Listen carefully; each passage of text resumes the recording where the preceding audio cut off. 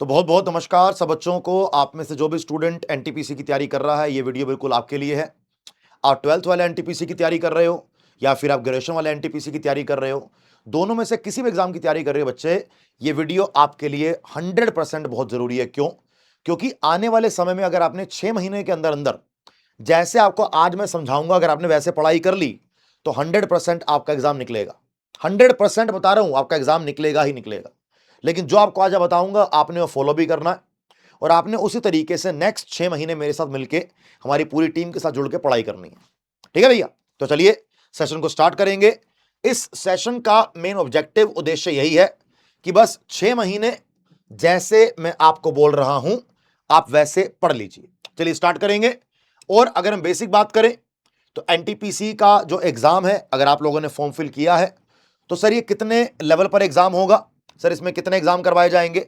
पहले आपका सीबीटी 1 होगा, उसके बाद आपका सीबीटी 2 होगा, ये भी आपका ऑनलाइन टेस्ट होगा, ये भी आपका ऑनलाइन टेस्ट होगा। अगर आपने सीबीटी 1 पास किया तो आपको सीबीटी 2 देने के लिए बुलाया जाएगा। अगर सीबीटी 2 पास किया तो फिर आपका डॉक्यूमेंट वेरिफिकेशन होगा और आपका मेडिकल एग्जामिनेशन होगा। आपकी दोनों चीजें होंगी और ये दोनों काम करने के बाद 100% कि एक आगे ऐसे बढ़ोगे फिर आगे ऐसे बढ़ोगे और 100% आपका सिलेक्शन हो जाएगा। ठीक है भैया? ध्यान रखेंगे इसको। यहां पर भी सारे क्वेश्चन एमसीक्यू वाले आएंगे, यहां पर भी और यहां पर भी सारे क्वेश्चन आपके एमसीक्यू वाले ही आने हैं। तो भैया जी लिखने की तो टेंशन है ही नहीं। और बढ़िया क्या बात है कि एनटीपीसी शानदार नौकरी है और आपको इसमें कोई इंटरव्यू भी नहीं देना। तो चलिए आगे जानेंगे कि हमने क्या करना है क्या नहीं करना है। अगर हम सीबीटी 1 की बात करें तो सीबीटी 1 में क्या क्या आएगा? सीबीटी 1 में आपके टोटल 100 क्वेश्चन आएंगे, 30 मैथ के, 30 रीजनिंग के, 40 जीके जीएस के। यहां पर एक क्वेश्चन 1 नंबर का होगा। टोटल 100 क्वेश्चन है, 100 मार्क्स का पेपर है, 1/3 की नेगेटिव मार्किंग है और 90 मिनट्स मिलेंगे आपको पेपर पूरा सोल्व करने के लिए। तो एनटीपीसी सीबीटी 1 हमारे सामने ये रहा। अगर आपने पास किया तो आपको फिर सीबीटी 2 के लिए बुलाया जाएगा। सीबीटी 2 के अंदर कुछ खास फर्क नहीं है। सीबीटी 1 में 100 क्वेश्चन है, सीबीटी 2 में 120 क्वेश्चन है। यहां पर भी एक क्वेश्चन 1 नंबर का है, नेगेटिव मार्किंग 1/3 की है और टाइम मिलेगा आपको 90 मिनट। देखो सीबीटी 1 और सीबीटी 2 दोनों में क्या डिफरेंस है? सिर्फ नंबर ऑफ क्वेश्चन का फर्क है। सीबीटी 1 में 100 क्वेश्चन है, सीबीटी 2 में आपके 120 क्वेश्चन है। यहां पर आपके रीजनिंग के और मैथ के 35-35 क्वेश्चन है, जीके जीएस के 50 क्वेश्चन है सीबीटी 2 में। सीबीटी 1 में 30-30 क्वेश्चन मैथ और रीजनिंग के और 40 जीके जीएस के। अब बारी आती है कि आपने आने वाले 6 महीने में क्या करना है।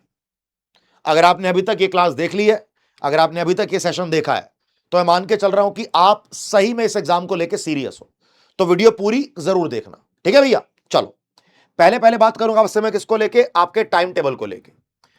अगर हमारा एग्जाम मई या जून में होता है, देखो 100% उम्मीद तो यही है कि आपका जो एग्जाम होगा वो जून में होगा। तो अगर आने वाले 5 या 6 महीने हमारे पास जो भी हैं, अगर आप इस एग्जाम की तैयारी कर लेते हो तो आपको क्या टाइम टेबल फॉलो करना है?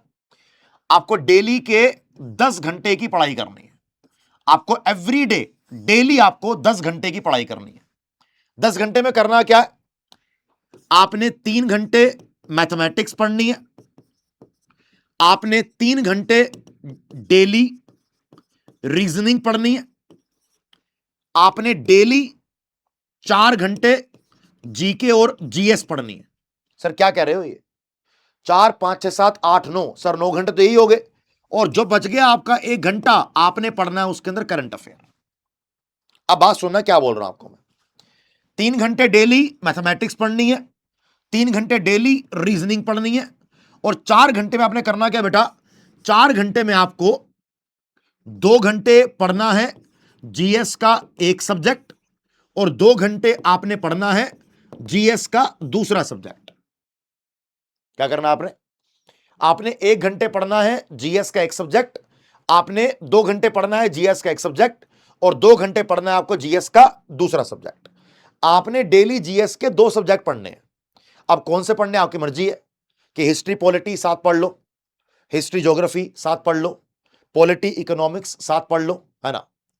अगर जो मैं आपसे जीएस की बात करूं कि सर जीके जीएस में क्या क्या पढ़ा जाए, क्या क्या सब्जेक्ट जीके जीएस के अंदर आएंगे। देखो भैया, history, polity, geography, economics, science, और साइंस के साथ क्या, कंप्यूटर। कंप्यूटर को भी आप जीके जीएस का पार्ट ही है, ये जीके जीएस से अलग पार्ट नहीं है, तो इसको भी आप जीके जीएस का पार्ट मान के चलो। ठीक है भैया, तो आपने सारे सब्जेक्ट निपटाने हैं, इसीलिए बोल रहा हूं कि रोज 4 घंटे पढ़ो, 2 घंटे जीएस का एक सब्जेक्ट और 2 घंटे जीएस का एक सब्जेक्ट और 1 घंटा करंट अफेयर के 3, 6, 6, 4, 10 और 1, 11, 10 की जगह ये 11 घंटे का आपका टाइम टेबल हो गया। अगर 10 घंटे ही करना है तो जीएस को भी 3 घंटे कर लो, 1.5 घंटा एक सब्जेक्ट, 1.5 घंटा एक और सब्जेक्ट। अगर मैं एज अ स्टूडेंट बात करूं कि मानो कि मेरा एग्जाम है, तो मैं अपने दिन के जो 24 घंटे हैं उन्हें कैसे डिवाइड करूंगा, मैं 12 घंटे पढ़ाई करूंगा, मैं 12 घंटे करूंगा स्टडी, मैं 7 घंटे की नींद लूंगा, 7 घंटे सोऊंगा, और इसके बाद क्या होगा कि 7 और 12 और 7 19, 12 घंटे पढ़ाई, 7 घंटे नींद, 12 7 19, और इसके बाद मेरे पास 5 घंटे एक्स्ट्रा बच जाते हैं, मेरे पास 5 आवर्स एक्स्ट्रा बच जाते हैं। और जैसे ही 5 आवर्स एक्स्ट्रा बच जाएंगे, जैसे ही 5 आवर्स एक्स्ट्रा बच जाएंगे, ठीक है भैया, इसमें बहुत कुछ करने के लिए होता है दिन के अंदर, कि आपने नहाना है, धोना है, ब्रेकफास्ट करना है, लंच करना है, थोड़ी सी एक्सरसाइज करनी है। एक सलाह रहेगी मेरी कि डेली 30 मिनट आप एक्सरसाइज भी जरूर करो, डेली 30 मिनट आप एक्सरसाइज भी जरूर करो। ये तो हो गया आपका प्रॉपर टाइम टेबल का डिस्कशन कि टाइम टेबल आपका क्या होना चाहिए। ठीक है जी, अब आपने कब सो के उठना है, आपने कब जागना है, कब सोना है, ये मैं आपके ऊपर छोड़ रहा हूं, क्योंकि मुझे लगता है अगर बच्चा कोई गवर्नमेंट एग्जाम की तैयारी कर रहा है तो उसमें इतना दिमाग खुद होगा कि उसने कब जागना है, कब सोना है, वो डिसाइड कर सकता है। ठीक है, चलो अब बारी आएगी स्ट्रेटेजी की कि करना क्या है, कि जो ये 10 से लेकर 12 घंटे का टाइम टेबल रहेगा, इसमें करना क्या है। आ जाओ, इसको हमने 2 स्टेज में डिवाइड करना है। स्टेज 1, इसको हमने 2 स्टेजेस में डिवाइड करना है। स्टेज 1, स्टेज 1 का पार्ट 1 और स्टेज 1 का पार्ट 2। स्टेज 2, स्टेज 2, स्टेज 2 का पार्ट 1, स्टेज 2 का पार्ट 3, स्टेज 2 का पार्ट 2। ठीक है भैया, मैंने पूरी तैयारी को आपके 2 स्टेजेस में डिवाइड किया और दोनों स्टेज को मैंने आपके 2 पार्ट में डिवाइड किया। अब इन दोनों में करना क्या है, पहले बात करेंगे स्टेज 1 की। पहले आपने अपना पूरा का पूरा सिलेबस कवर करना है। क्या करना आपने, आपने पहले अपना पूरा सिलेबस कवर करना है। सिलेबस कवर करना है आपको एक ऑनलाइन बैच से।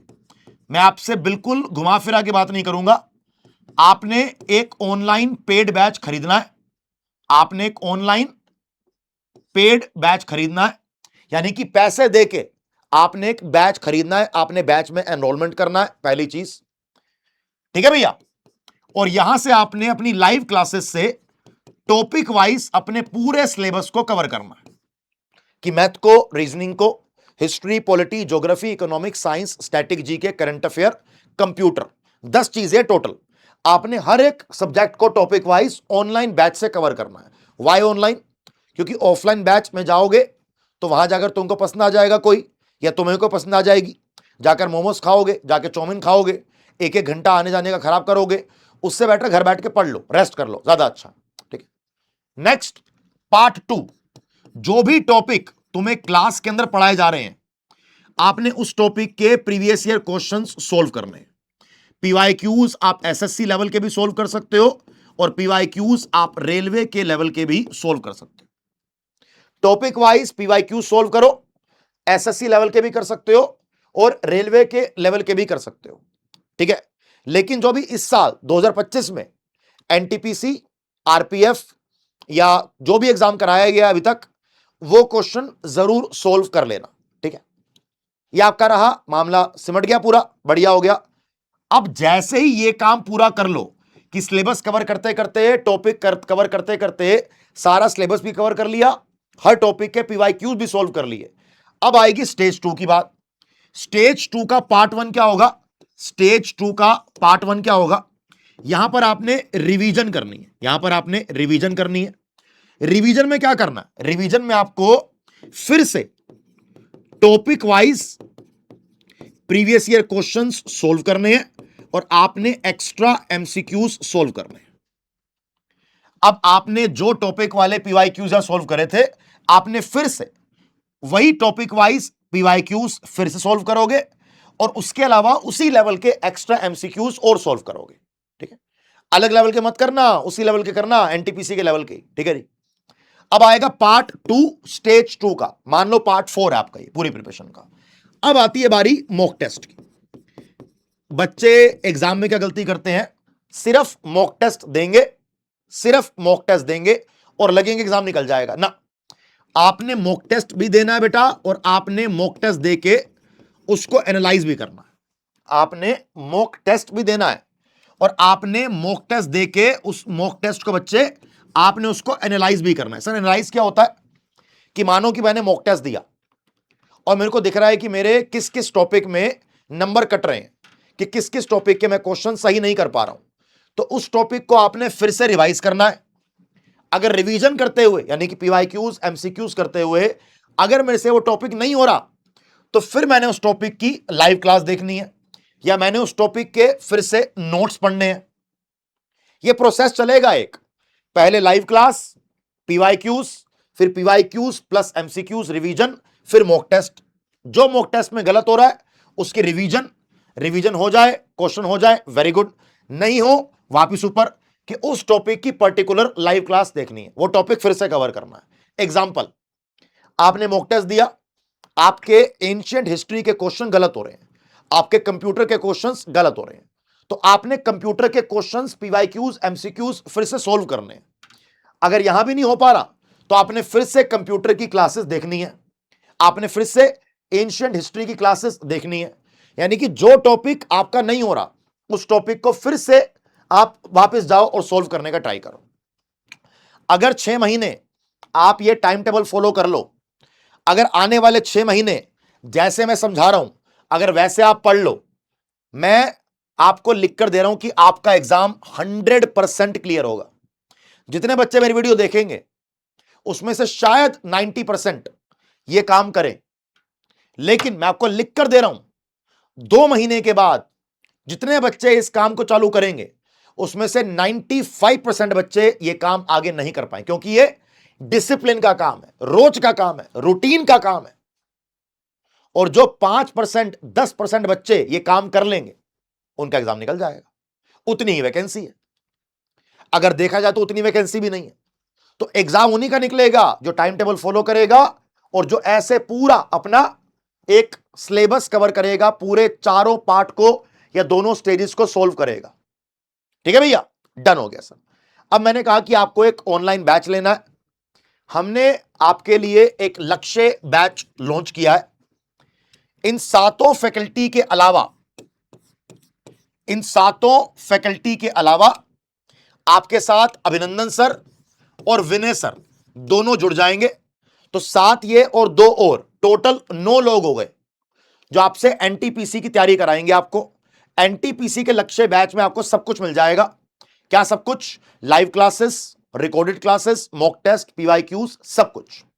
अगर लक्ष्य बैच लेना चाहते हो तो आप इस वीडियो के नीचे डिस्क्रिप्शन में सुपर पास एसएससी रेलवे कोर्स लिंक पर क्लिक करना, सुपर पास लाइव में जुड़ना और आपको यह बैच मिल जाएगा। और अगर फ्री में यूट्यूब क्लास मेरी ज्वाइन करनी है तो रोज शाम को 6 बजे एनटीपीसी की मेरी जीके जीएस की क्लास होती है, उसको ज्वाइन करो।